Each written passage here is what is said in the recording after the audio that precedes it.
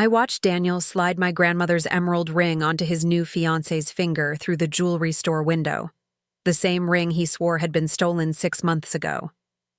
My hand tightened around the insurance investigator's report in my pocket. Every piece he claimed was gone had been carefully documented, photographed, and traced. He just didn't know I'd been 3 steps ahead since the day he filed that fraudulent police report.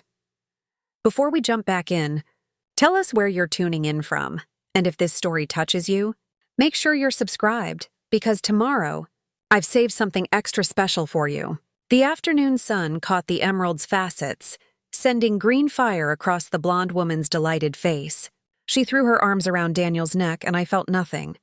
No jealousy, no heartbreak, just the cold satisfaction of watching a trap close around someone who thought they were clever. 6 months. That's how long it had been since Daniel walked into our apartment, my apartment. Though he'd never quite grasped that distinction, and delivered his rehearsed speech about needing space, about how we'd grown apart, about how this wasn't working anymore. Standard breakup language, delivered with just enough manufactured emotion to seem genuine. What wasn't standard was what happened 3 days later. I'd been at my office downtown when my phone rang. Detective Morrison from the local precinct, his voice professionally neutral as he informed me that Daniel had filed a police report. Someone had broken into the apartment. My jewelry collection, the one I'd carefully cataloged and insured for just over $2 million, was gone. "All of it, I'm so sorry, Ms. Hart," the detective had said. "Your boyfriend, ex-boyfriend, he seemed pretty shaken up when he came in. Said he'd stopped by to pick up some of his things and found the bedroom ransacked." I'd driven home in silence, my mind already calculating possibilities.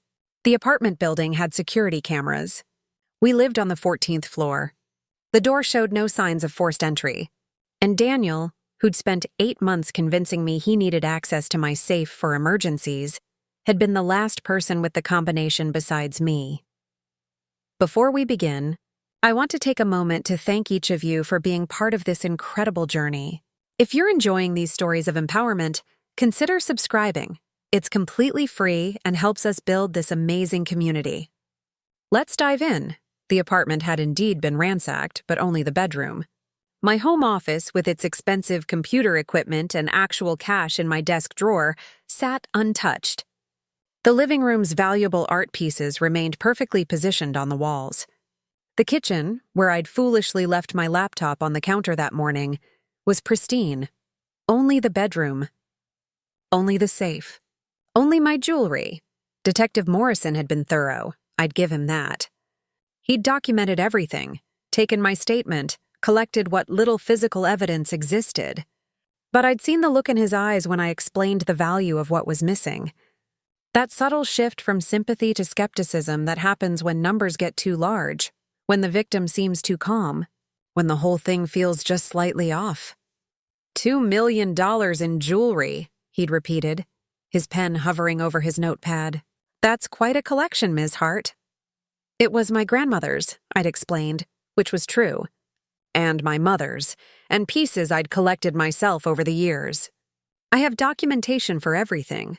Receipts, certificates of authenticity, insurance appraisals. I can have it all sent to you by end of day." His expression had shifted slightly. "Documentation changed things." "That would be very helpful, ma'am." What I didn't tell the detective, what I wouldn't tell anyone for months, was that I'd already known exactly what Daniel had done. Because 3 weeks before our breakup, I'd discovered something that made me question everything about our relationship. I'd found the ring. Preparing and narrating this story took us a lot of time, so if you are enjoying it, like this video, it means a lot to us. Now back to the story. Not one of my rings. A ring. Hidden in the back of his gym bag, tucked inside a sock wrapped in tissue paper. A diamond engagement ring in a style I would never wear. Princess cut in a gaudy platinum setting. The kind of ring that screamed more about the buyer's wallet than the recipient's taste. I'd stood in our bedroom, holding that ring, my mind racing through implications. Daniel's salary as a mid-level marketing coordinator barely covered his car payment and half the utilities. This ring, even from my casual glance, was worth at least $15,000. Maybe more. So I'd done what any woman with access to private investigators and a healthy suspicion would do. I'd hired the best. Trevor Kane specialized in infidelity cases, but he was equally skilled at financial investigations. Within a week, he'd delivered a report that confirmed my suspicions. Daniel had a girlfriend. Her name was Melissa Carter. She was 23, worked as a receptionist at the gym Daniel had suddenly become obsessed with, and had absolutely no idea that Daniel lived with someone else. The photos Trevor provided showed them together at restaurants I'd never been to, at her apartment across town, shopping for furniture at stores I'd never visited. They looked happy, young, carefree, and Daniel looked nothing like the stressed, distant man who came home to me each night claiming he was exhausted from work. But what was most interesting wasn't the girlfriend. It was the timeline. Trevor had traced their relationship back 9 months. Daniel had started seeing Melissa before he'd ever asked me about the safe combination. Before he'd started suggesting I show him where I kept my valuable pieces in case of emergency. Before he'd begun his careful, calculated campaign to access the things that mattered most to me. I could have confronted him then. Should have, probably. But something stopped me. Maybe it was the professional in me. I hadn't built a successful private equity portfolio by acting on emotion. Maybe it was simple curiosity about how far he'd go. Or maybe, if I'm being honest, it was the desire to control the narrative. To be the one setting the terms for once. So I'd replaced the ring in his gym bag and called my insurance agent. I'd like to update my jewelry insurance. I'd told Patricia Chen, who'd handled my policies for 6 years. Full documentation, new appraisals, detailed photographs, everything. Patricia had been delighted. That's very wise, Victoria. Most people don't think to update their coverage until after something happens. I'd also like to add an additional provision, I'd continued. I want GPS micro-trackers embedded in 3 of my most valuable pieces. Is that something your company can arrange? There'd been a pause on the line. GPS tracking and jewelry? That's unusual. May I ask why? Peace of mind, I'd said simply. I travel frequently for work. I'd like to know where my valuables are at all times. It wasn't standard, but for the right premium, and I was willing to pay, Patricia had made it happen. A specialized security firm had installed trackers so small they were invisible to the naked eye. One in my grandmother's emerald ring, one in the diamond tennis bracelet my mother had given me for my 30th birthday. One in the sapphire pendant I'd bought myself after my first major investment paid off. The trackers were linked to an app on my phone, updated every 6 hours, and were designed to last up to 2 years on their internal batteries. I'd finished the insurance update 3 days before Daniel broke up with me, and I'd activated all 3 trackers the morning he filed the police report. Now, standing outside the jewelry store 6 months later, watching him propose to Melissa with my grandmother's ring, I pulled out my phone and checked the app. The green dot pulsed steadily on the map, marking this exact location. The emerald ring had never left the city. In fact, according to the tracking data I'd been monitoring religiously, it had spent the last 6 months in a safety deposit box at a bank 3 blocks from Daniel's new apartment, the same bank where, according to Trevor's continued surveillance, Daniel visited every Friday afternoon. My phone buzzed with a text from Trevor himself. "You watching this?" "Front row seat," I typed back. "Insurance investigator meeting confirmed for Monday, 9 a.m. He's very interested in your timeline." I smiled, slipping my phone back into my purse. Leonard Vaughn was possibly the most tenacious insurance investigator on the East Coast. His company, Meridian Investigations, had a 97% success rate in fraud recovery. When Patricia had assigned him to my case 2 months ago, she'd warned me he was thorough. "He's going to interview you multiple times," she'd said. "He'll check every detail, verify every claim. Don't take it personally. It's his job to be suspicious of everyone." What Patricia didn't know was that Leonard Vaughn and I had a mutual friend. Alan Winters, a colleague from my finance days, had used Leonard's services 3 years ago to track down embezzled funds. When I'd casually mentioned my situation to Alan over drinks, he'd immediately recommended I request Leonard specifically. "The man's a bloodhound," Alan had said. Give him a cent and he won't stop until he's tracked down every penny. If your ex really did steal your jewelry, Leonard will prove it. And if he tries to sell any of it? Alan had grinned. Well, Leonard has relationships with every major jewelry dealer, pawn shop, and auction house in a 5-state radius. I'd taken Alan's advice. When the insurance company had opened their investigation, standard procedure for any claim over $50,000, I'd specifically requested Leonard Vaughn. And I'd provided him with something most theft victims didn't have: a detailed timeline of my relationship with Daniel, complete with dates, photographs, and financial records showing exactly when Daniel's spending habits had changed. Leonard had been intrigued from our first meeting. "Ms. Hart," he'd said, settling into the chair across from my dining table, his leather portfolio open in front of him. "I've been doing this for 23 years.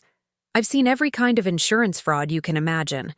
Staged break-ins, fake appraisals, phantom collections that never existed.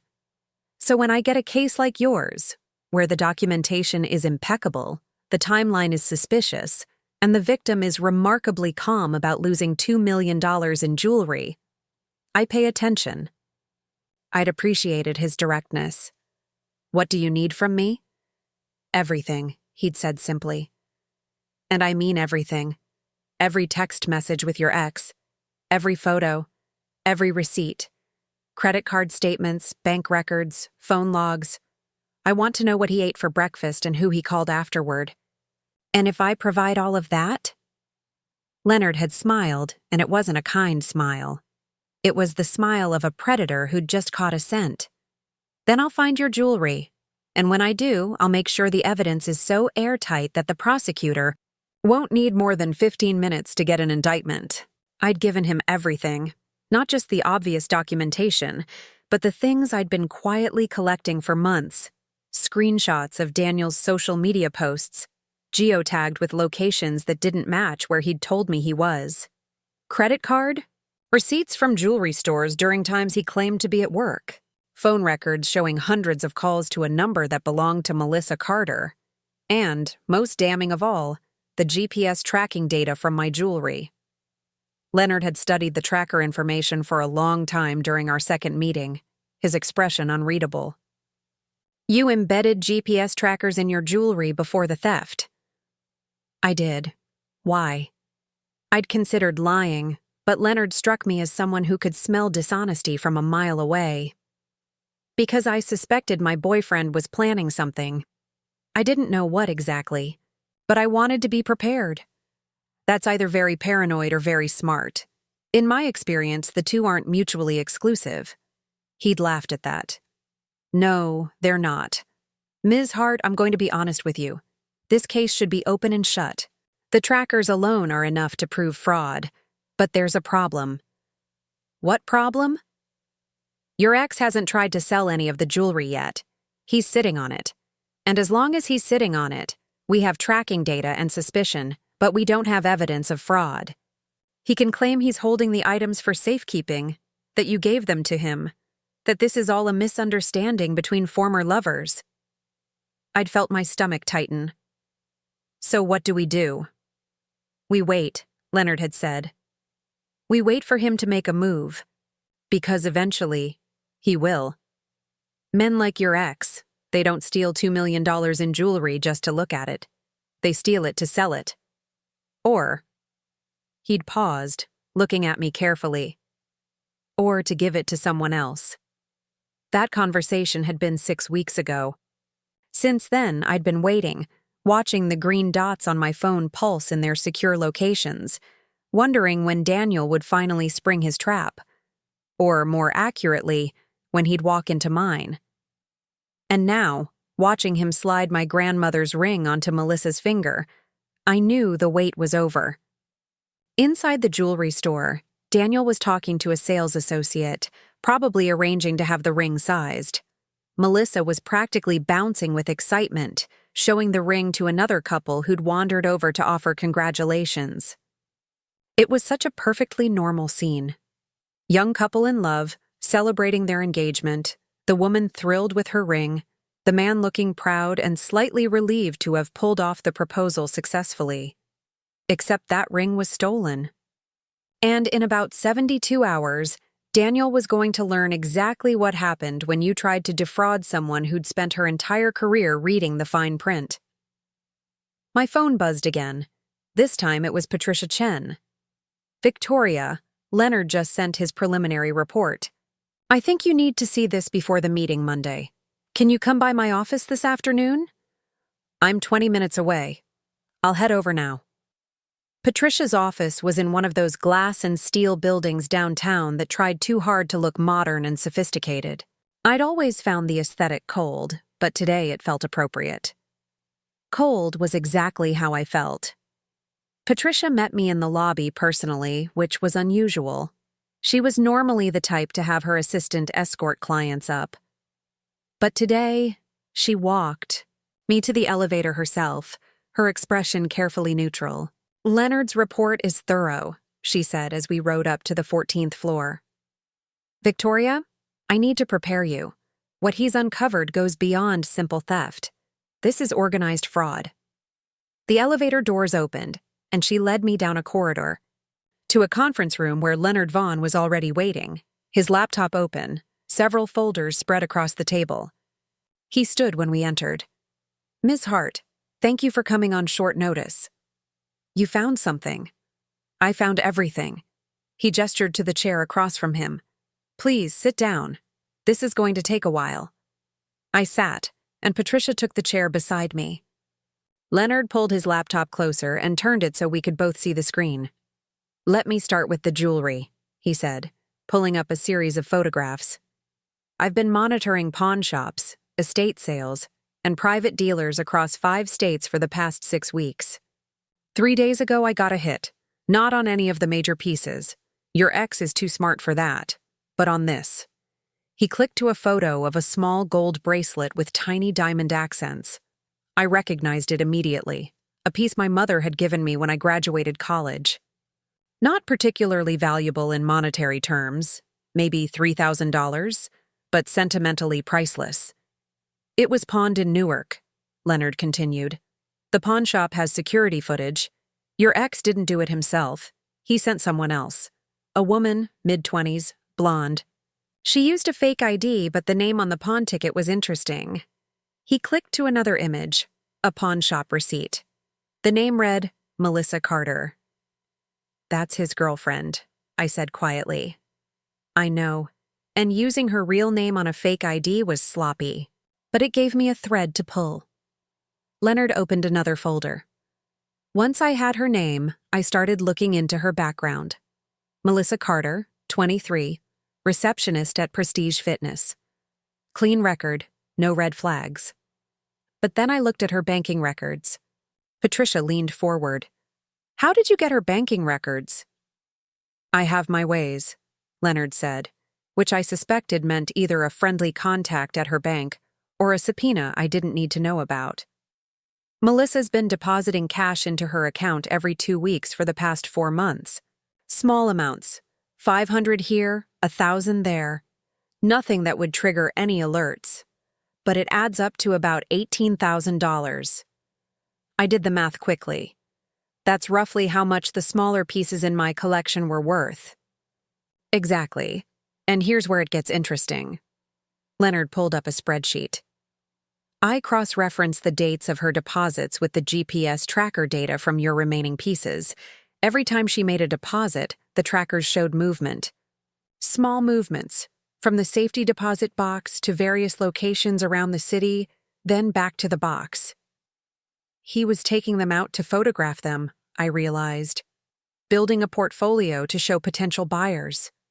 That's my theory. And if I'm right, it means he's planning something bigger. The small pieces were practice runs, ways to test the market and see if he could move the jewelry without getting caught.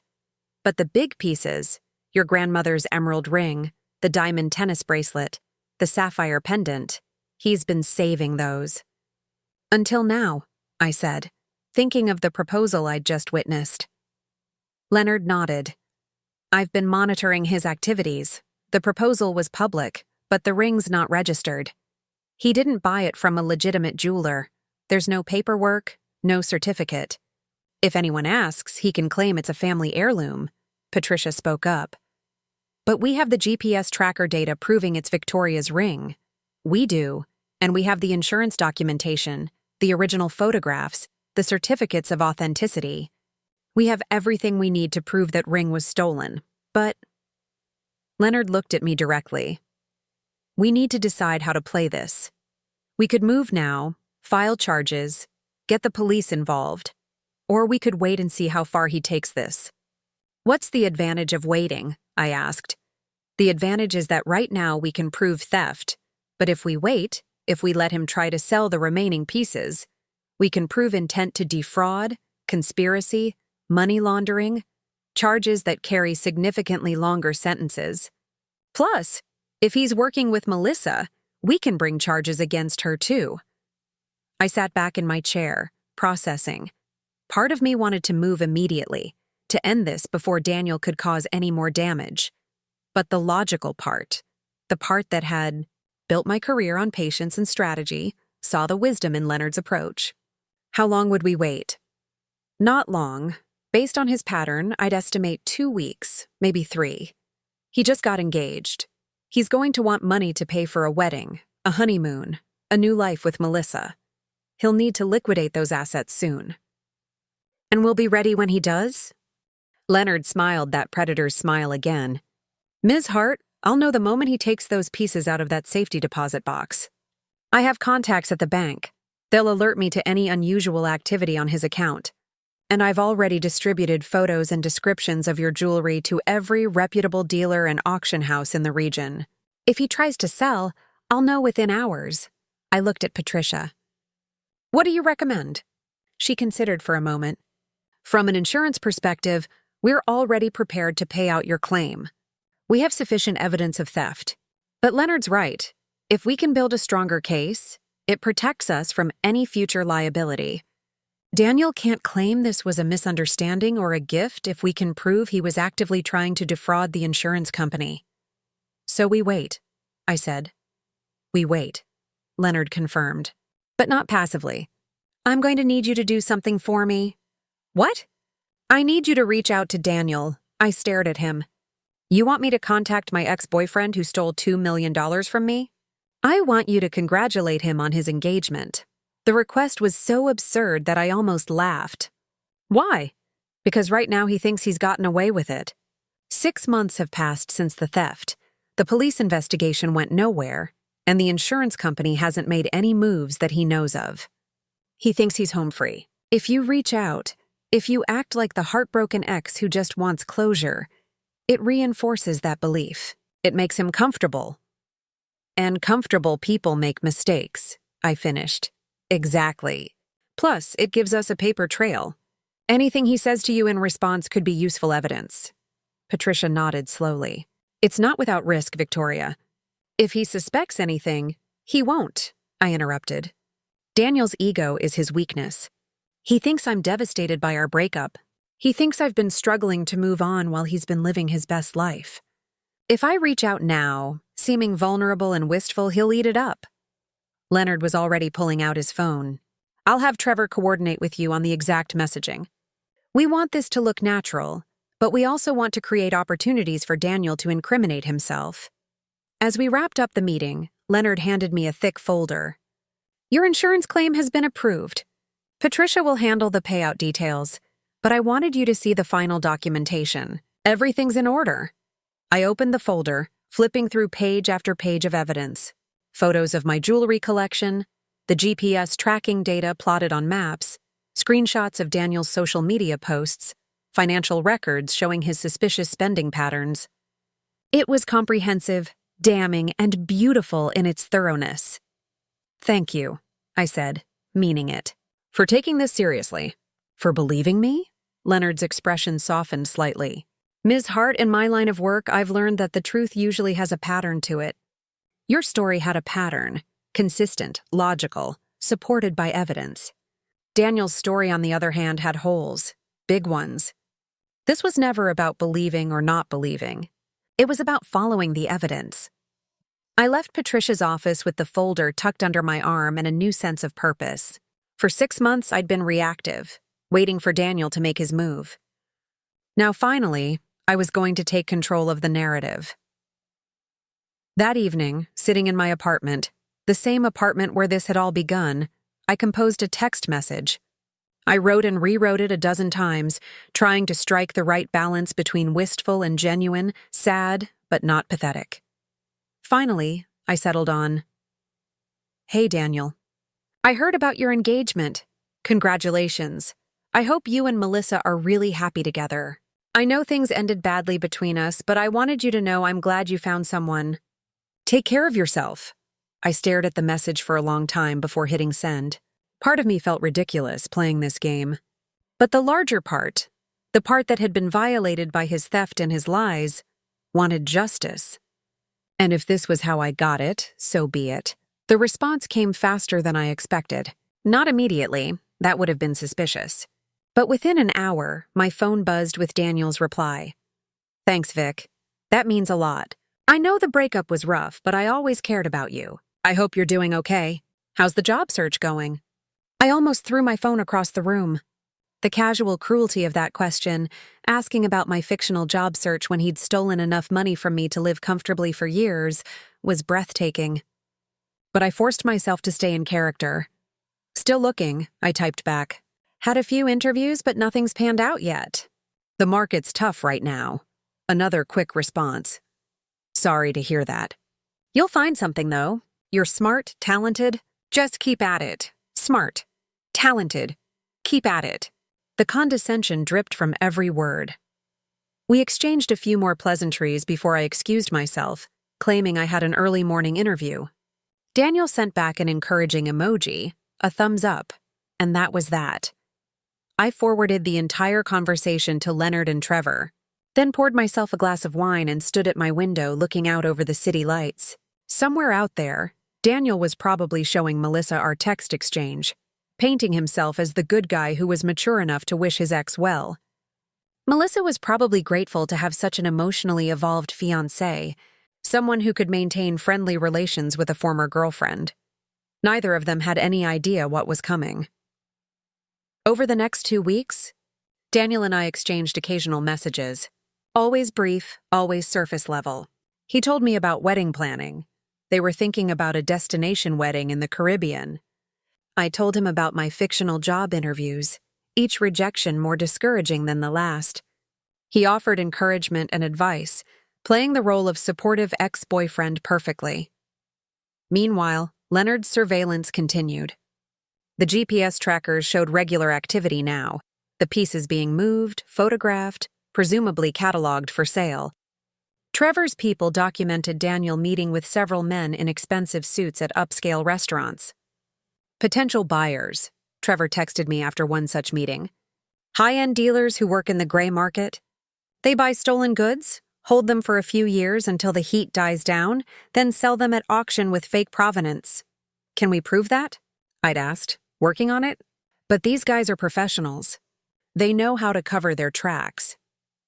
On the 15th day after Leonard's presentation, my phone rang at 6:30 in the morning. It was Leonard, his voice tense with excitement. "He's moving the pieces. Right now, Daniel just accessed his safety deposit box and he took everything. The emerald ring, the tennis bracelet, the sapphire pendant. All 3 trackers are active and moving. I was out of bed instantly. Where are they going? South. Looks like he's heading toward the warehouse district. I've got a team following at a distance, and I've alerted the police. Detective Morrison from the original theft case is coordinating with us. I'm coming. Ms. Hart, I don't think... I'm coming, I repeated. This is my property. I have a right to be there when you recover it. There was a pause. Then Leonard sighed. Fine, but you stay in the car with me. You don't approach, you don't intervene. Understood? Understood. I dressed in record time and met Leonard at a coffee shop 3 blocks from my apartment. He was in an unmarked sedan, expensive camera equipment on the passenger seat, laptop open and displaying the GPS tracking map. He stopped, Leonard said as I slid into the back seat. Warehouse on Porter Street. It's registered to an LLC that's owned by another LLC that's owned by a shell company. We haven't traced the ultimate owner yet, but I'd bet money it's connected to those dealers Trevor identified. We drove through the awakening city, the morning sun casting long shadows across empty streets. The warehouse district was exactly what it sounded like. Blocks of industrial buildings, most of them aging, many of them seemingly abandoned. Daniel's car was parked outside a building with no signage, just a number on the door, 2847. Leonard parked half a block away, in a position that gave us a clear view of the entrance. Detective Morrison is on his way with a warrant. Should be here in 10 minutes. What's Daniel doing in there? Best guess? Finalizing the sale. These deals don't happen in jewelry stores or auction houses. They happen in places like this, private, neutral territory where both parties can inspect the goods without witnesses. As if to confirm Leonard's theory, another car pulled up, a black Mercedes with tinted windows. Two men got out, both wearing expensive suits that looked out of place in this gritty industrial setting. One of them carried a large silver briefcase. Buyers, Leonard said, snapping photos with a camera that had a lens longer than my arm.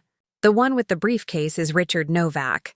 His legitimate business is estate jewelry, but he's been suspected of dealing in stolen goods for years. Police can never make charges stick. He's too careful.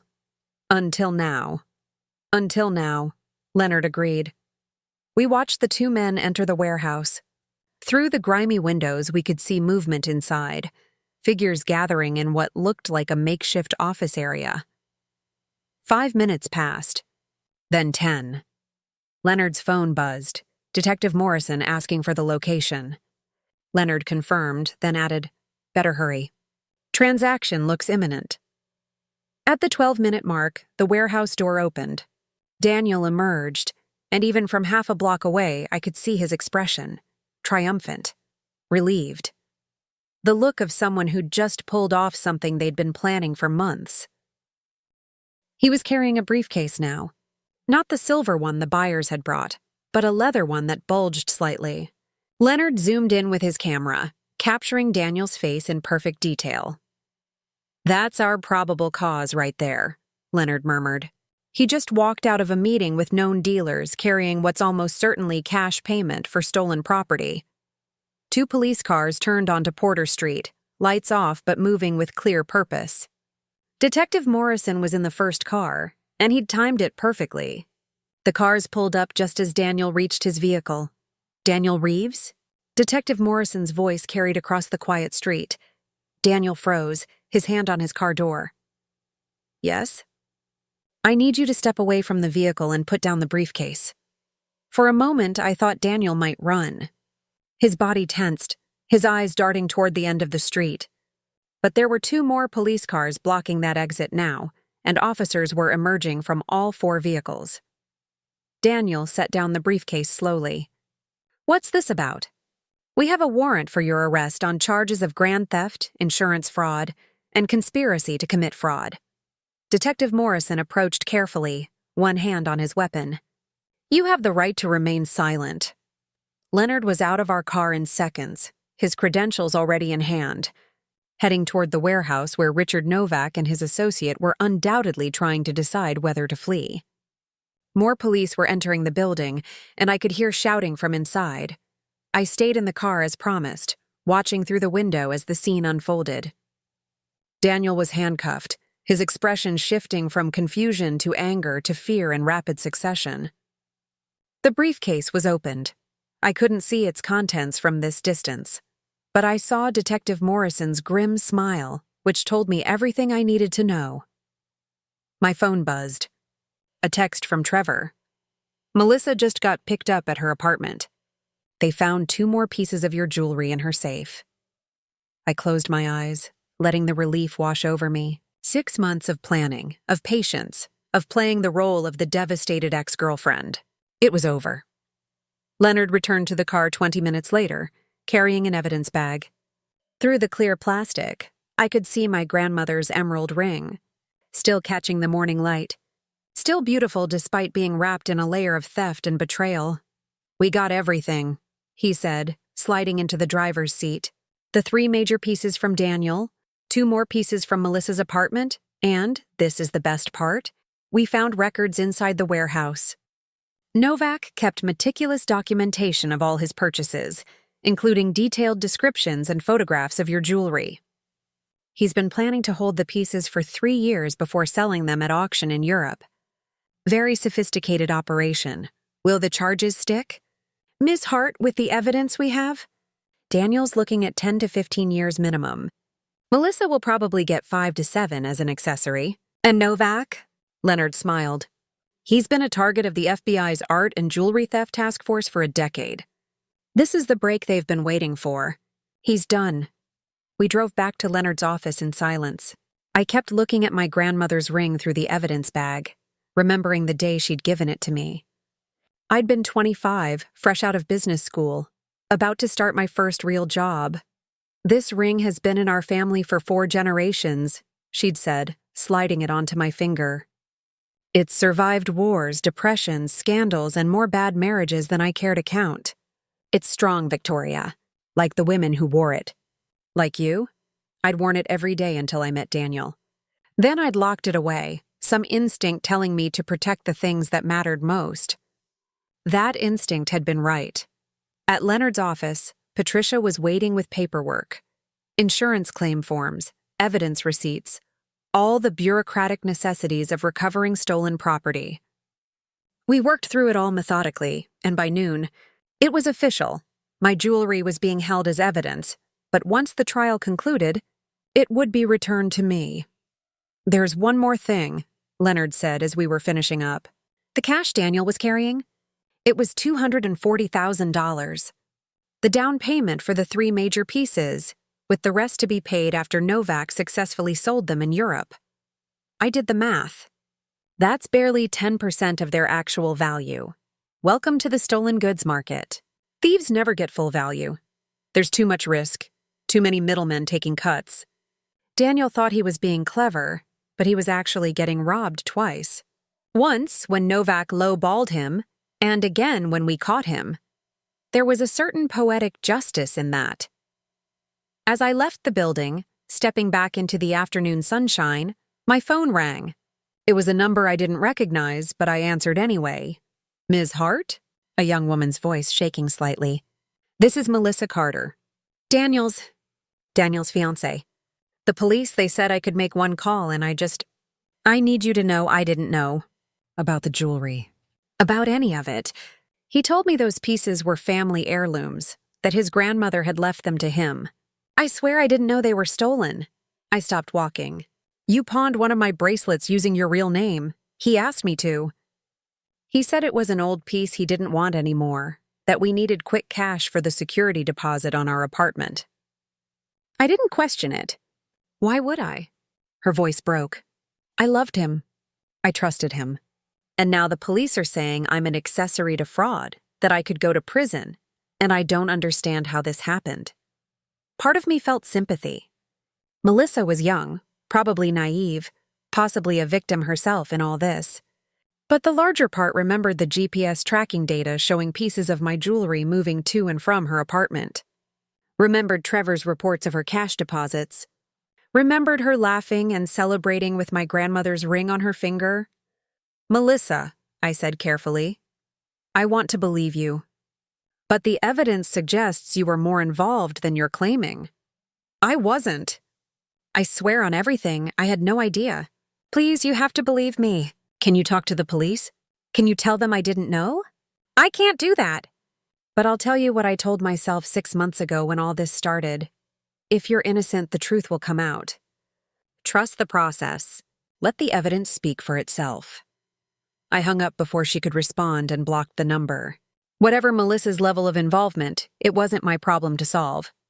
My problem had been recovering my property and ensuring Daniel faced consequences. Both of those objectives were now complete. The next 2 weeks passed in a blur of legal proceedings. Daniel's arraignment, where he pleaded not guilty despite the mountain of evidence against him. Melissa's separate arraignment, where she claimed she'd been manipulated and deceived. Richard Novak's federal charges, which made the local news and caused something of a sensation in the art and jewelry communities. Throughout it all, I maintained a low profile. My name appeared in the court documents as the victim, but the media never got my full identity. Leonard and Detective Morrison had been careful about that, understanding that I valued my privacy. It was during this period that I received a letter from Daniel. It came through his lawyer, which meant it had been carefully vetted and sanitized. But the message was clear. Victoria, I know you probably hate me right now, and I don't blame you. What I did was wrong. I was desperate, in debt, making stupid decisions. I never meant for things to go this far. If there's any way we can resolve this without a trial, I'm willing to discuss terms. My lawyer says we could arrange restitution, community service, probation. I know I don't deserve your forgiveness, but I'm asking for your mercy. Please consider it. For what we once had, if nothing else. I read the letter 3 times, looking for sincerity and finding only calculation. This wasn't an apology. It was a negotiation tactic. Daniel's lawyer had probably told him that with the evidence against him, a trial would end in conviction. His best chance was to appeal to my emotions, to remind me of our relationship, to hope I was still the woman he thought I was. Soft-hearted, forgiving, easy to manipulate. I wrote back through my own lawyer, and my response was brief. There will be no deal. See you in court. The trial was scheduled for 3 months out, but I knew it would never happen. Cases this clear-cut usually ended in plea bargains, and sure enough, 6 weeks before the trial date, Daniel's lawyer reached out with an offer. Daniel would plead guilty to all charges in exchange for a reduced sentence, 7 years instead of 15. The prosecutor called me to discuss it. It's your call, Ms. Hart. We have enough evidence to push for a trial and likely get the full sentence. But trials are unpredictable, and there's always a chance something goes wrong. The plea deal guarantees he does significant time. What about Melissa? She's negotiating separately. Her lawyer's arguing she was coerced, that she genuinely didn't know about the theft. We're offering her 3 years with possibility of parole after 18 months, plus restitution. And Novak?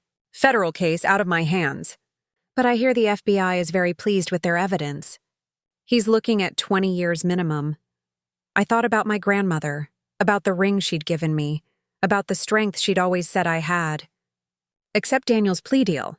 7 years is enough time for him to understand what he did. The prosecutor sounded relieved. I think that's wise. The sentencing hearing is in 2 weeks. You'll have the opportunity to give a victim impact statement if you'd like. I'll be there. The sentencing hearing was in a courthouse downtown, in one of those wood-paneled rooms that smelled like old books and broken dreams. Daniel was there in an orange jumpsuit, looking nothing like the confident man who'd proposed with my grandmother's ring just weeks earlier. He looked smaller somehow, diminished. Melissa was there too, in a separate section with her own lawyer. She wouldn't look at me, her eyes fixed on her hands in her lap. When it was my turn to speak, I approached the podium with the statement I'd carefully prepared. I'd rewritten it a dozen times, trying to find the right balance between anger and dignity. Your Honor, I began, my voice steady. 6 months ago, someone I trusted violated that trust in the worst possible way. He didn't just steal my property, he stole pieces of my family history. My grandmother's ring, my mother's bracelet. Objects that carried memories, that connected me to the women who came before me. But more than that, he stole my sense of security. He made me question my judgment, my ability to trust, my basic understanding of the people in my life. That's a violation that goes beyond money, beyond material goods. I want the court to understand that this wasn't a crime of passion or desperation. This was calculated, planned, executed over months with careful consideration. Daniel didn't stumble into this crime, he orchestrated it, and in doing so, he revealed something about himself that I'm grateful to finally see clearly. He's someone who views people as resources to be exploited. Someone who believes his needs justify any harm he causes others. Someone who mistakes kindness for weakness and trust for stupidity. I hope he uses his time in prison to reflect on that, to understand that the problem wasn't that he got caught. The problem is who he is as a person, and until he confronts that truth, no amount of time will matter. I sat down, my hands trembling slightly from the adrenaline. Daniel was looking at me now, his expression unreadable. Was that shame? Anger? Regret? I couldn't tell, and I realized I didn't care. The judge delivered her sentence shortly after. 7 years for Daniel, to be served in a minimum security facility with possibility of parole after 5 years. 3 years for Melissa, with 18 months minimum before parole consideration. Both were ordered to pay restitution, a symbolic gesture, since neither had the means to repay what they'd taken, but important nonetheless. As they led Daniel away, he turned back one final time. Our eyes met across the courtroom, and for just a moment I saw the man I'd thought I knew. The man who'd been charming and attentive during our early dates.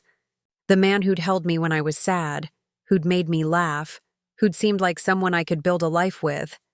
But that man had never existed. He'd been a performance, a mask, a carefully constructed illusion designed to gain access to what I had. The real Daniel was the one being led away in handcuffs, the one who'd chosen theft over honesty, exploitation over love. I walked out of the courthouse into bright sunshine, feeling lighter than I had in months. Leonard was waiting outside, along with Patricia and Detective Morrison. "How do you feel?" Leonard asked. I considered the question. How did I feel? Relieved, certainly. Vindicated. But also something else. Something I hadn't expected. Free, I said finally. I feel free. That evening, I returned to my apartment and opened the same safe Daniel had accessed so many months ago.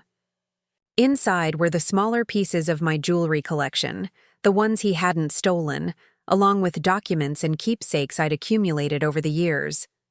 I pulled out a small velvet box and opened it. Inside was a ring my grandmother had given me years before the emerald, a simple gold band with my initials engraved inside.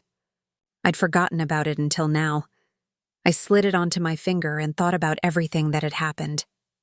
The theft, the investigation, the recovery, the trial. It had taken 6 months of my life.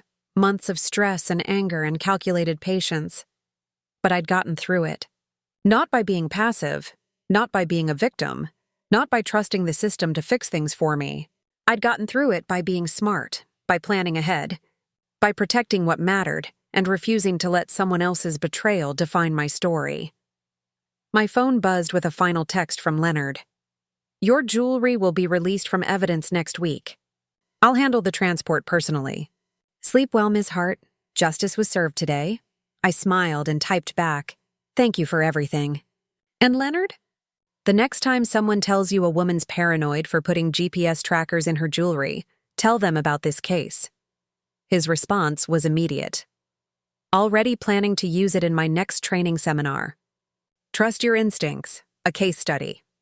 I set down my phone and looked around my apartment. Tomorrow I would start putting this chapter behind me. I would reclaim my jewelry, my peace of mind, my sense of security. I would move forward with my life, wiser and warier but not broken. Daniel had tried to steal from me. He'd taken my property, my trust, my memories. But the one thing he couldn't steal was my strength. That had always been mine, built over years of experience and hard-won wisdom. And unlike my jewelry, it couldn't be pawned, sold, or given away. It could only be earned. I thought about Melissa's phone call, her desperate claims of innocence. Part of me wondered if she was telling the truth, if she really had been manipulated. But the evidence suggested otherwise, and I'd learned to trust evidence over emotion. Still, there was something sad about her situation. If she was lying, she'd thrown away years of her life for a man who was using her. If she was telling the truth, she'd thrown away years of her life for a man who was using her. Either way, the lesson was the same. Trust, once broken, devastates everything it touches. As I prepared for bed, I thought about what I'd said in my victim impact statement. That Daniel had revealed who he truly was. But in a way, he'd also revealed who I truly was. I was someone who could be hurt, but not destroyed. Someone who could be betrayed, but not broken. Someone who knew how to fight back, not with violence or revenge, but with patience and preparation and an unwillingness to be anyone's victim. Tomorrow, Leonard would continue building his case against the larger network of jewelry thieves and dealers. Detective Morrison would close his file on my case with a rare complete recovery. Patricia would process my insurance claim, which I no longer needed thanks to the recovery, but which had served its purpose in documenting everything. And I would wake up in my apartment, make my coffee, and continue building the life I'd been building all along. The life Daniel had tried to interrupt but couldn't destroy. As I drifted off to sleep, I touched my grandmother's simple gold ring, still on my finger. She'd been right all those years ago. The women in our family were strong. We survived. We endured, and sometimes, when necessary, we fought back. The emerald ring would be returned to me soon, and I would wear it again. But not yet. First, I needed to cleanse it of the taint of Daniel's theft, of Melissa's naive participation, of Novak's criminal enterprise. I would have it professionally cleaned, blessed if such a thing was possible for jewelry, and restored to its rightful place. But for now, this simple gold band was enough. A reminder that some things, strength, wisdom, resilience, couldn't be stolen. They could only be earned, forged through experience and tested by fire. I'd been tested. I'd been hurt. But I'd survived. And more than that, I'd won.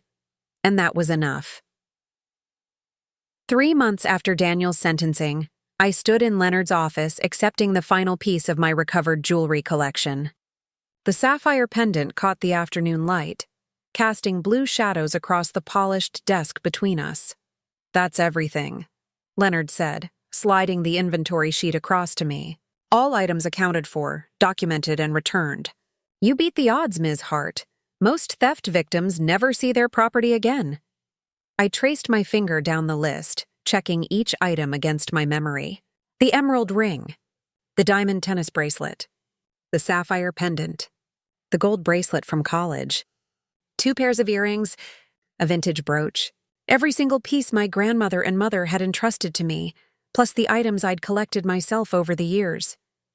"I had help," I said, looking up at him. "Exceptional help." Leonard shrugged, but I could see the satisfaction in his expression. "I just followed the evidence. You're the one who had the foresight to track your property. That GPS tracker idea? I've already recommended it to 3 other clients with high-value collections. I hope they never need to use them the way I did. So do I. But if they do, at least they'll be prepared."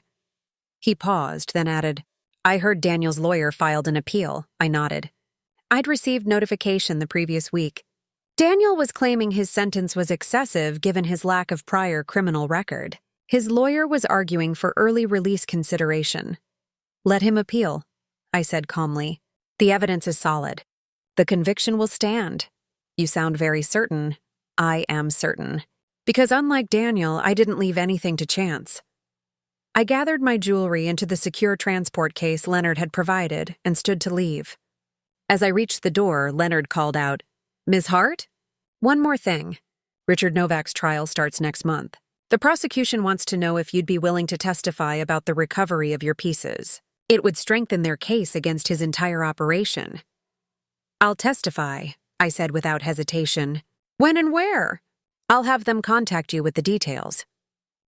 Driving home, I thought about Melissa. She'd been released from prison 2 weeks ago, having served her minimum sentence with good behavior. Trevor had sent me a brief update. She'd moved back in with her parents in Ohio, was working at a restaurant, trying to rebuild her life. I felt no satisfaction in her downfall, but no guilt either. She'd made her choices, just as Daniel had made his. The consequences were theirs to bear. My apartment felt different when I returned. Lighter, somehow. I'd had the locks changed, the security system upgraded, even repainted the bedroom where the theft had supposedly occurred. It was my space again, untainted by Daniel's presence. I opened my safe and carefully arranged each piece of jewelry back in its proper place. The emerald ring gleamed against the black velvet interior, looking exactly as it had the day my grandmother gave it to me. I picked it up, weighing it in my palm, remembering. "You were right, Grandma," I whispered. We are strong. Strong enough to survive. Strong enough to fight back. My phone rang. I almost ignored it, too absorbed in the moment, but something made me check the screen. Unknown number. Probably spam. But I answered anyway. Victoria Hart? A woman's voice, professional but warm. Speaking. My name is Jennifer Walsh. I'm a journalist with the City Chronicle. I'm writing a piece about insurance fraud and sophisticated theft rings, and your case came up in my research. I was hoping we could talk. I hesitated. I'd managed to keep my name largely out of the press during the trial. I'm not sure I want to be part of a news story. I understand your reluctance. But Ms. Hart, your case is remarkable. The way you documented everything, the GPS tracking, the patience to wait for the perfect moment to strike. It's a masterclass in protecting yourself against fraud. Other people could learn from your experience. Other people shouldn't need to. I said quietly. Other people should be able to trust their partners. True, but we don't live in that world. We live in a world where people like your ex-boyfriend exploit trust for profit. And in that world, your story matters. It shows that victims can fight back. That preparation and smart thinking can overcome betrayal. I walked to my window looking out over the city. Somewhere out there, Daniel was sitting in a prison cell, probably still convinced he was the victim of circumstances. Somewhere, Richard Novak was preparing his defense, trying to find a way out of 20 years in federal prison. Somewhere, Melissa was serving tables and wondering how her life had gone so wrong. And here I was, standing in my apartment, my jewelry collection restored, my life intact, my strength proven. All right, I said, I'll talk to you. But on one condition. What's that? You include information about how people can protect themselves. GPS tracking, proper documentation, insurance protocols. Make it practical. Make it useful. Jennifer's voice brightened. Absolutely. That's exactly the angle I want to take. When can we meet? We scheduled an interview for the following week, and I spent the next few days preparing. Not rehearsing answers. I'd lived through the experience. The truth would speak for itself. But gathering documentation, organizing my thoughts about what had happened and what it meant. The interview took place in a quiet coffee shop downtown. Jennifer was younger than I'd expected, maybe 30, with sharp eyes that missed nothing. She recorded our conversation on her phone while taking handwritten notes in a leather journal. Let's start at the beginning, she said. When did you first suspect something was wrong? I told her about finding the engagement ring in Daniel's gym bag. About hiring Trevor Kane to investigate. About the moment I decided to embed GPS trackers in my most valuable pieces. That's extraordinary foresight, Jennifer said. Most people wouldn't think to do that. Most people don't spend their careers analyzing risk and planning for contingencies, I replied. I've built my professional life on anticipating problems before they occur. This was just applying that same logic to my personal life. But surely there's a difference between professional caution and personal relationships. Didn't the tracking feel like a violation of trust? I considered the question carefully. Daniel had already violated my trust by having an affair. The tracking wasn't about suspicion, it was about protection. I knew something was wrong. I just didn't know what he was planning. The trackers were insurance, quite literally. We talked for nearly 2 hours. I walked her through the theft, the police report, Leonard's investigation, the recovery. I showed her copies of the GPS tracking data, the insurance documentation, the evidence that had convicted Daniel. What surprised you most about the whole experience? Jennifer asked near the end of our conversation. How easy it was for him, I said honestly. How simple it was for Daniel to look me in the eye every day, knowing what he'd done. People talk about criminals having no conscience, but until you experience it personally, you don't really understand what that means. He felt no guilt, no remorse. Even at his sentencing, I don't think he truly grasped that he'd done anything wrong. He just felt unlucky that he'd been caught. Do you think he ever loved you? The question caught me off guard. I'd asked myself the same thing countless times over the past year. I think he loved what I represented. Security, stability, access to nice things. But love me as a person? No. You can't love someone and do what he did. And yet you maintained contact with him during the investigation. You congratulated him on his engagement. That must have been difficult. It was strategic, I corrected. Leonard needed Daniel to feel comfortable, to believe he'd gotten away with it. My feelings were irrelevant, Jennifer leaned forward. But you must have had feelings. Anger, betrayal, pain? Of course I did. But I've learned that feelings are most useful when they're channeled into action. I was angry, so I fought back. I felt betrayed, so I built an airtight case. I was hurt, so I made sure he couldn't hurt anyone else the same way. The article ran 2 weeks later, on the front page of the City Chronicle's Sunday edition. Jennifer had titled it, "The Woman Who Tracked Her Stolen Jewelry and Her Ex-Boyfriend to Justice." The response was immediate and overwhelming. My phone started ringing within hours of publication. Friends I hadn't heard from in years calling to congratulate me. Former colleagues expressing admiration for how I'd handled the situation. And most surprisingly, strangers reaching out to share their own stories of betrayal and theft. One call stood out. It came 3 days after the article published, from a woman named Catherine Torres. "Ms. Hart, I hope you don't mind me calling. Jennifer Walsh gave me your number. I read your story and I think something similar is happening to me." I invited Catherine to meet me for coffee the next day. She was in her mid-40s, elegantly dressed, with worry lines around her eyes that suggested she hadn't been sleeping well. "My husband of 12 years, she began, stirring her coffee absently. 3 months ago, he suggested we update our homeowner's insurance. Said we needed better coverage for my jewelry collection. I inherited quite a bit from my mother. He even helped me catalog everything. Took photos, got new appraisals. Let me guess, I said. And now some pieces are missing? Catherine shook her head. No, nothing's missing. But I found a text message on his phone last week. He was asking someone about moving the timeline up. And when I checked our joint bank account, there's been money disappearing. Small amounts, 500 here, 1,000 there, always with explanations, car repairs, client dinners. But it adds up to almost $30,000 over 3 months. Have you confronted him? I'm afraid to. What if I'm wrong? What if I'm being paranoid? I reached across the table and took her hand. Catherine, trust your instincts. Women's intuition isn't magic, it's pattern recognition. Your subconscious is seeing things your conscious mind hasn't fully processed yet. If something feels wrong, it probably is. But what do I do? I pulled out my phone and scrolled to Leonard's contact information. First, you call this man.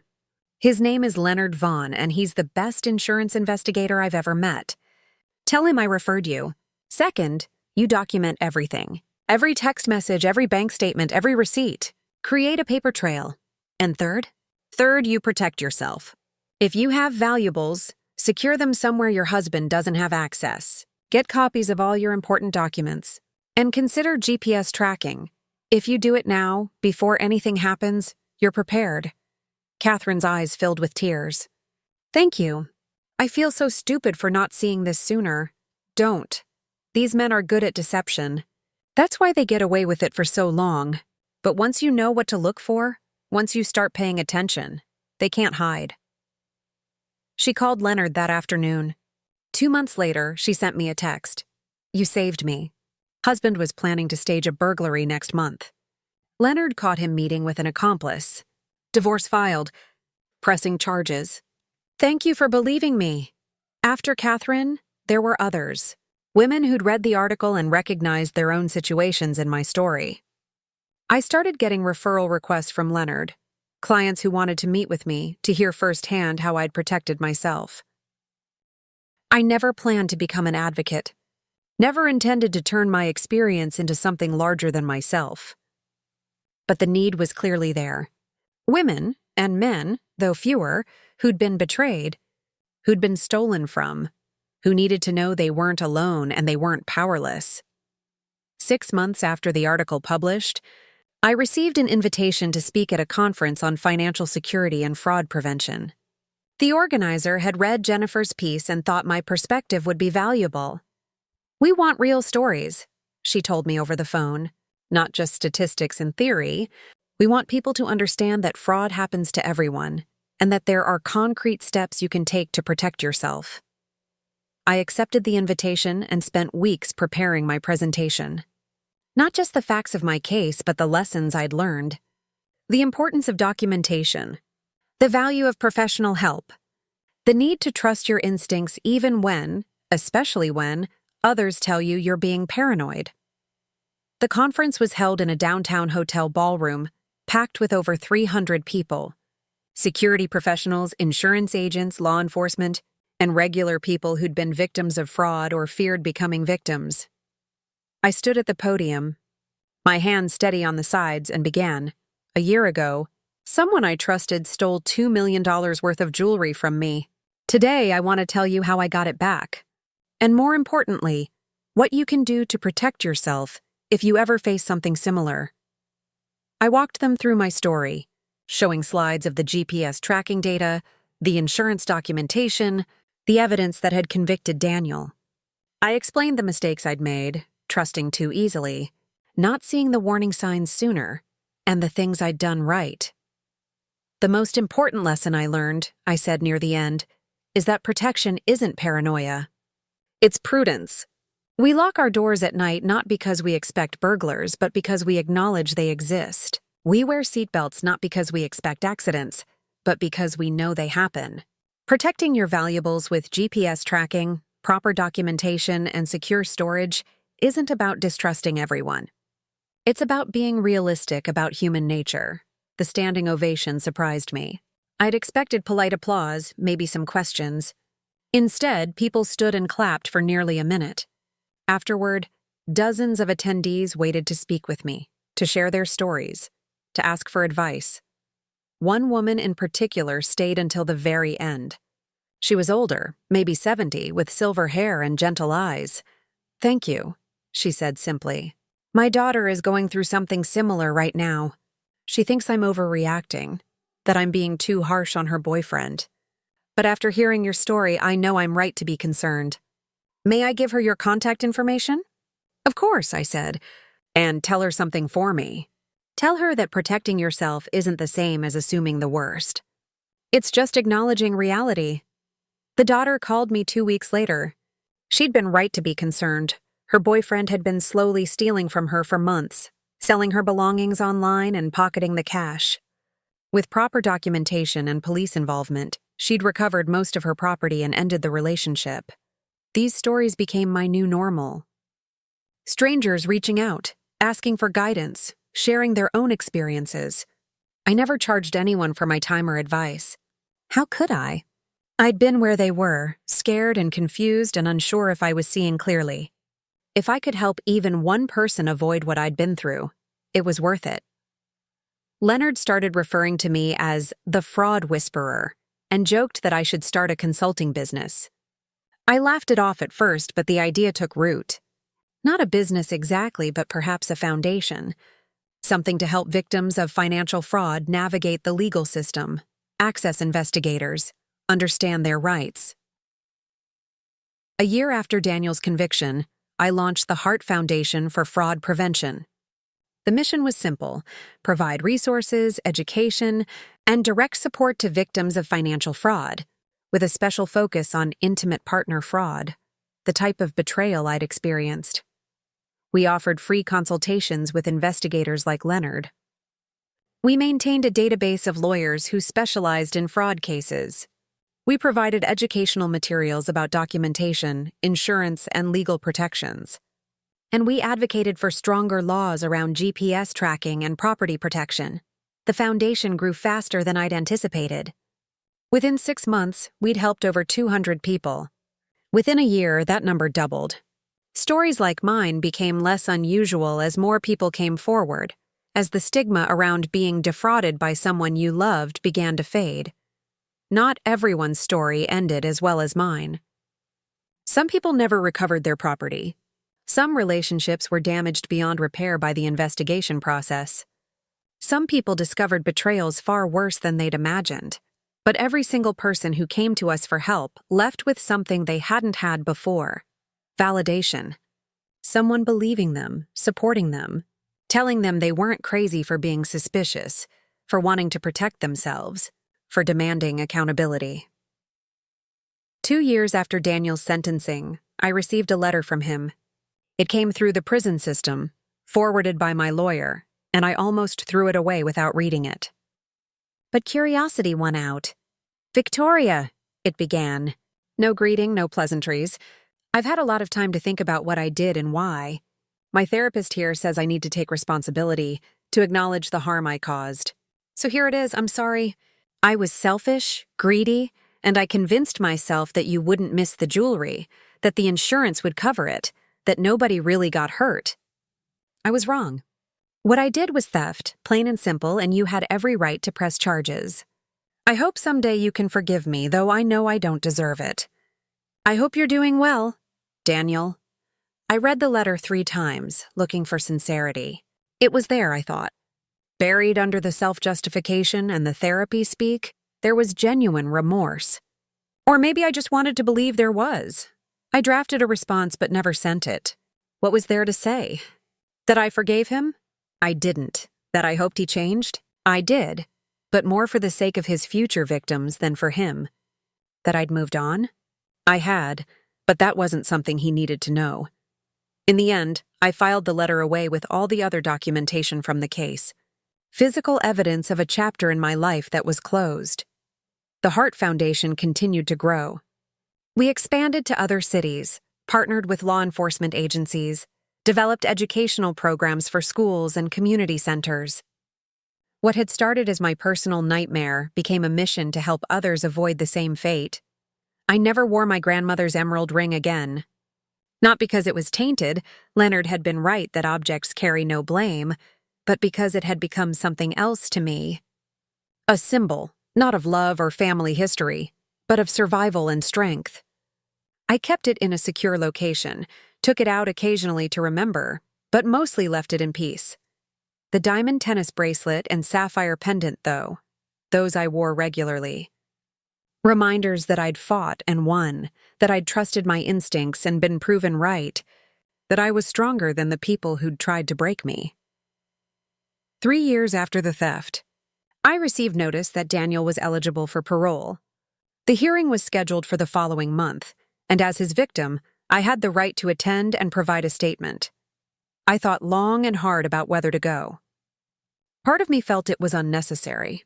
He'd served his time, and my presence at a parole hearing wouldn't change anything. But the larger part, the part that had built a foundation on helping other victims find their voice, knew I needed to be there.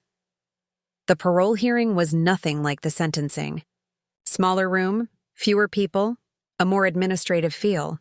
Daniel looked older, thinner, with gray threading through his hair that hadn't been there 3 years ago. When he saw me walk in, his expression flickered, surprise, maybe guilt, possibly fear. The hearing officer asked him about his rehabilitation, his plans for reintegration, his understanding of what he'd done. Daniel's answers were careful, practiced. He'd taken classes in prison. He'd worked in the library. He'd been a model inmate. He understood now that what he'd done was wrong, that he'd betrayed someone's trust, that he'd stolen irreplaceable items. When it was my turn to speak, I kept it brief. 3 years ago, Daniel Reeves stole from me, not just property, but peace of mind. The ability to trust, a sense of safety in my own home. He's served his sentence and I respect the legal process.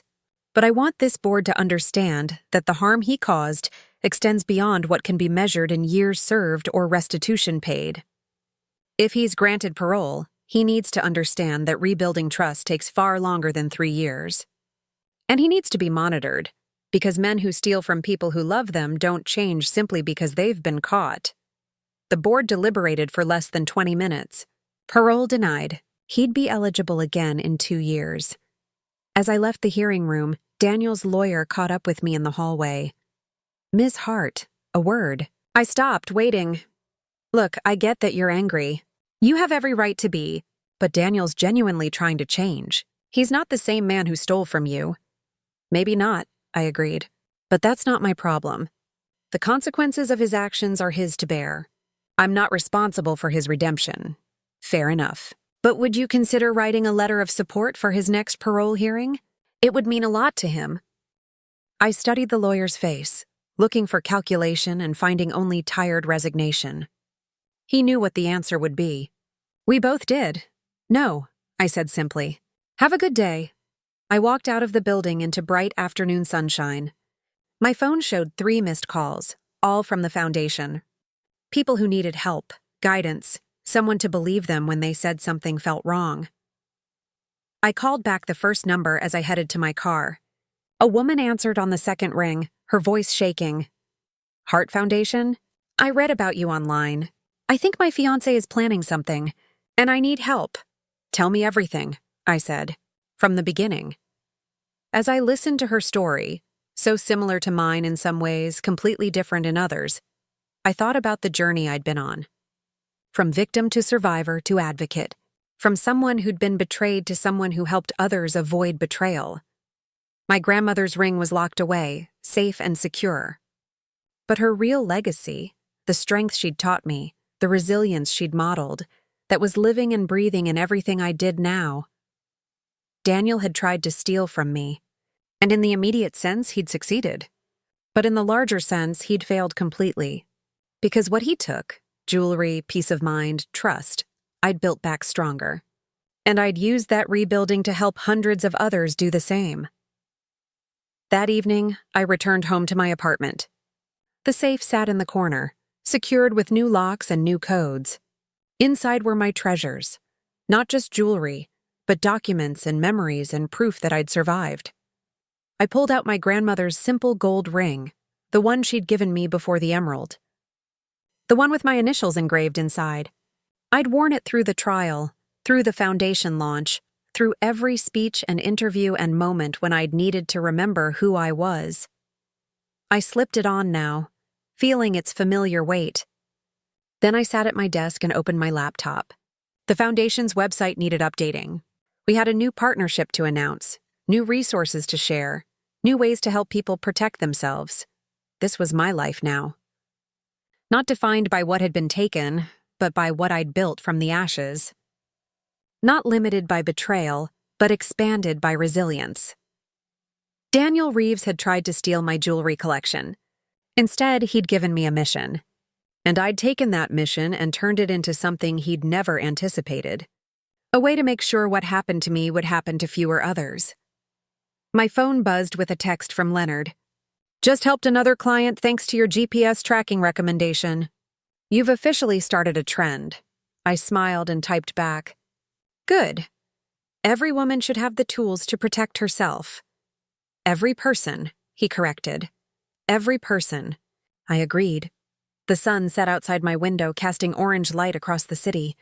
Somewhere out there, Daniel sat in his prison cell, counting down days until his next parole hearing. Somewhere, Melissa was rebuilding her life after her own mistakes. Somewhere, Richard Novak was serving his federal sentence for running a jewelry theft ring. And here I was, stronger than I'd ever been, using my experience to help others, turning my worst nightmare into my greatest purpose. My grandmother had been right all those years ago. The women in our family were strong. We survived. We endured, and when necessary, we transformed our pain into power. That was the real legacy of the emerald ring.